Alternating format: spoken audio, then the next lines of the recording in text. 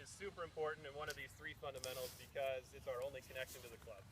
Okay, so if you have a really wonky grip, it's going to be very hard to get a repeatable swing and a repeatable strike on that ball that's very efficient.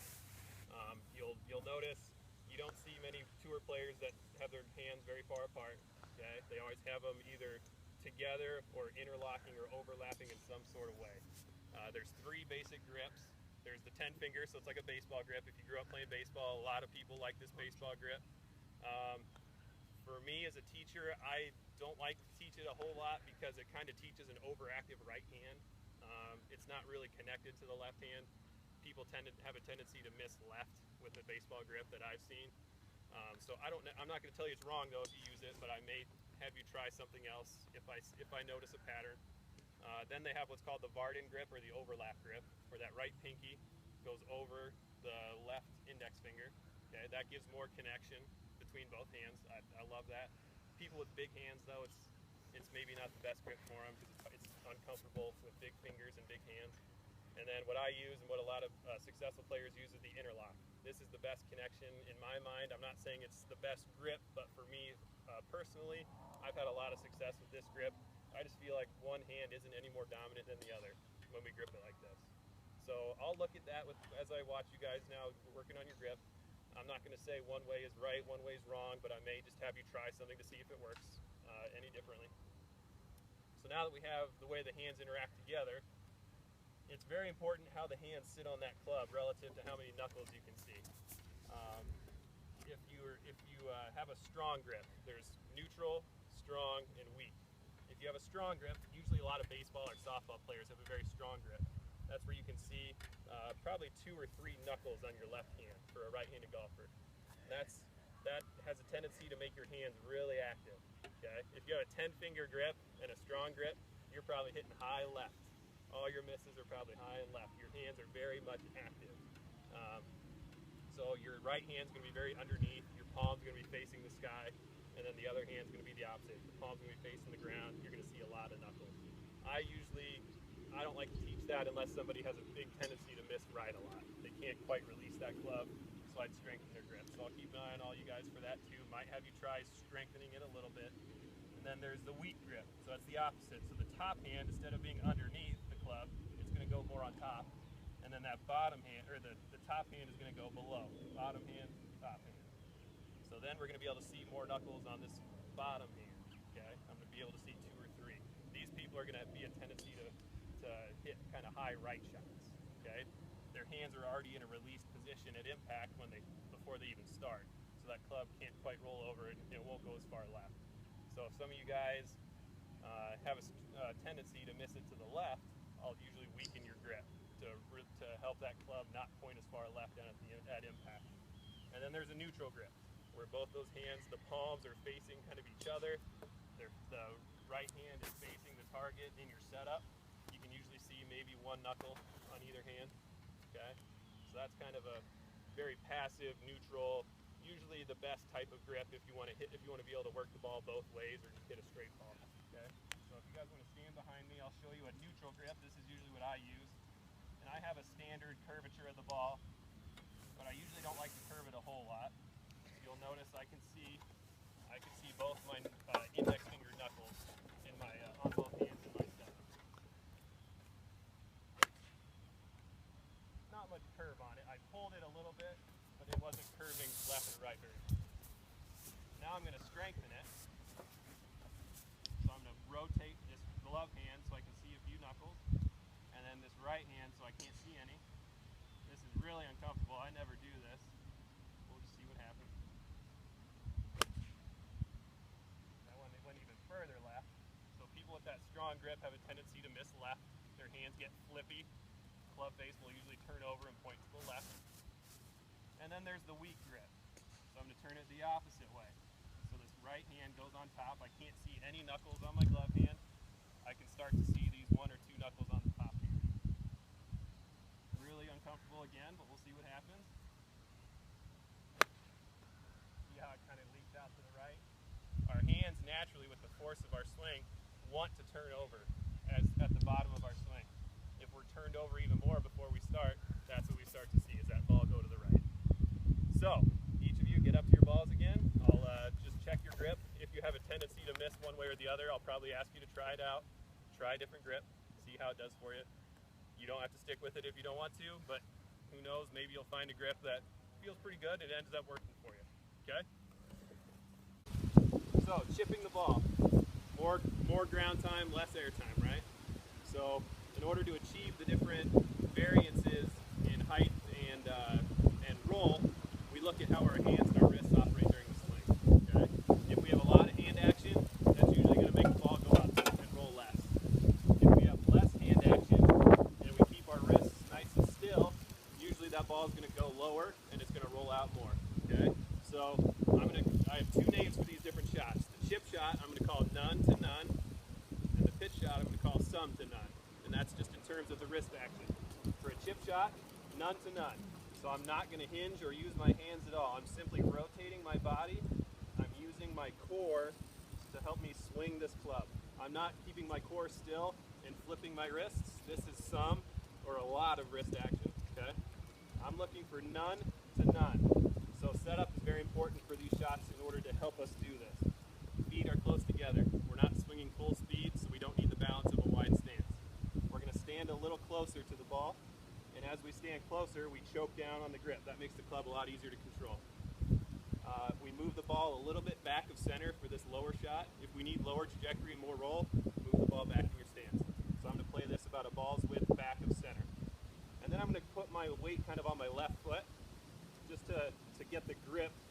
If I show it from this view, if I lean forward, the grip goes ahead of the ball, and that's going to help me hit that ball first and not hit the ground first. Okay?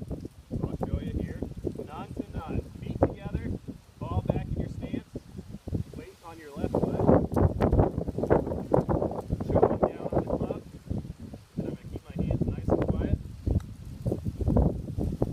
Okay? And focus on the follow through too. Notice how the club head stays really low to the ground and below my hands. If I have wrist action, that club passes my hands. I don't want any of that, okay? So I'll demonstrate again. Ball back in my stance, feet close together. Weight on my left side, choking down on the club. No wrist action to no wrist action. And then look at my follow through. My chest is facing the target. Club head is below my hands. Alright, so that's what we're going to do first. We're going to do the none to none shot. So if you guys want to spread out to a bag, I'll start with Steve down on the end and I'll work my way across. None to none is. With that being said, we're going to go over some curvature of the golf ball. So, there are two things that help us, or that influence the curvature of the golf ball. Number one is our club face at impact, and number two is the direction that that club face is traveling through impact. Okay? So, 75% of where that ball starts is directly attributed to where that club face is pointing when it hits the ball. Okay? If we're aiming at a red flag out there on the range, and we know when we set up, our club face is set up for that red flag, and that ball starts right of the red flag, we know that instead of pointing at the red flag, it was pointing a little bit right when we hit the ball. Now, where that ball curved, based on where that ball started, tells us the club path. If our club path, illustrated by this blue stick, if our club path was traveling a little bit to the right, but our club face was pointing straight at the target, we're going to hit a draw, a right to left shot that'll miss to the left. Okay? And the same can be said for a club path. This is probably the most common for amateurs. The club path is too far left of the target. Even if the club face is pointing at the target, that ball is going to cut away, move left to right, and miss to the right. So I'll show you here on the ground. If everything matches up, if I swing down, that club is traveling nice and straight or square to the target, and so is my club face, that's going to be a dead straight shot. I'm not going to have any curve on it left or right. Okay? If all of a sudden this path moves a little bit left, but my club face is still pointing at that target, that's a ball that's going to curve off to the right. Okay? So that's how we can start to know how to influence the golf ball. The curving of the golf ball is the club face, how it relates to the club path. Does that make sense? Anybody confused right away? I know it's a lot. So, if the club path is right of the target, club path is a little bit right, but our club face is square, that's going to be how we hit a draw. Okay? So that's how you see a pro hit a nice high right to left shot. They have that club swinging inside to outside the target line, but they have that club face square to the target. You all see that as I'm swinging out to the right, I have that club face pointing at that target. Okay, and then to hit a cut, that club is traveling more left with a square club face. All right, so I'm going to try and demonstrate here to show you guys a little bit. I came right over that. I got the path the way I wanted, but my club face was actually a little bit shut. It matched that path, so that was a straight ball that was just too far left. Let's try another one here, see if I can get it to cut. There we go. So wherever that ball started, that's where my club face was at impact. And since it curved to the right, I swung just a little bit more left than where it was pointing. And then the same could be said. I like to hit these low little punch shots. If I'm ever on the left side of the fairway, maybe I have to hook it around some trees here. So I swung out to the right, and I let that club face point nice and straight, but because I was swinging out to the right, that's how you get that kind of curvature on the ball. And in the sand, this is the club to get. And I hit on this in the chipping and pitching portion a couple of days ago. The way the wedge is designed, there's the sharp leading edge. So if you play the club square, that leading edge is very, very close to the ground. And then there's this back edge. And on a sand wedge, most of us have a trail edge. It's called the bounce. That is actually a little bit higher than that leading edge. If you hold it kind of straight, that trail edge is up a little bit higher than the leading edge. And that's to help us here out of the bunker. And when I say that, if you play the club square, that trail edge is up above the leading edge. So the leading edge is going to hit the ground first. If you open the face, point that face to the right for all of us as right-handers, the trail edge goes up, the leading edge comes down. So the bounce is going to hit the ground first, which is what we want. And I'll show you why here. If we play the club square, watch the depth of this divot. I'm not opening the face, I'm just hitting I'm gripping the club square. That's a really deep divot, okay? That leading edge is very sharp, it just digs right into the sand. Now watch the difference with a club with the bounce now presented to the ground. So I point that club, notice I don't grip it square and roll my hands under to point it to the right. I'm going to open it first and then take my normal grip. So that club's actually pointing way over there, but trust me on this one. And as I swing, it's actually a much shallower divot. That bounce prevents the club from digging into the ground. And that's how we're going to get the sand and the ball out of the bunker.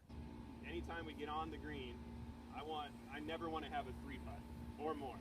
3 and 4 putts, that's what's really adding to your score. So we're trying to 1-putt or 2-putt at the worst. So what do we need in order to just 2-putt? What causes a lot of 3-putts? Anybody have an idea? Do you hit them, is the distance control off or is your direction off most of the time? Distance control. Everybody else, same thing? Okay. And that's why I subscribe to the belief that distance is much more important to work on starting out on your putting than direction. As you get your distance control better, as you learn to hit the putts at the right speed and get the ball close to the hole, you'll automatically and instinctively get better direction. That's my personal philosophy. And then the other placard, the ball is placed forward of center in our stance. The reason for that is our sternum is kind of our fulcrum point. That's the point around which our shoulders swing and rock. So we need to actually be hitting the ball on the upswing slightly to get that ball rolling with topspin consistently. If you're playing the ball in the center or back of center, you're hitting the ball on the downswing and the ball hops and with backspin. That's why a lot of people, in all my private lessons, most people play the ball in the middle, they're hitting down on the ball, it hops and has backspin, and they hit it too long, too short, too long, too short, too long, too short. That's what kills a lot of people. So I'm going to have all you guys just move it about a ball's width ahead of center, keep your head and your sternum behind the golf ball, and then you're just going to swing naturally, and you're actually going to hit up on that ball, and you'll see it rolling. You'll probably hit it too far for a while as you get used to it, because the ball is actually rolling really a lot better than you're used to. So when you hit down on it with backspin, it's just very unpredictable and uncontrollable to how that ball's going to come off. So I'm going to have you guys, when you get to this station, really focus on ball position a little bit more forward. Okay?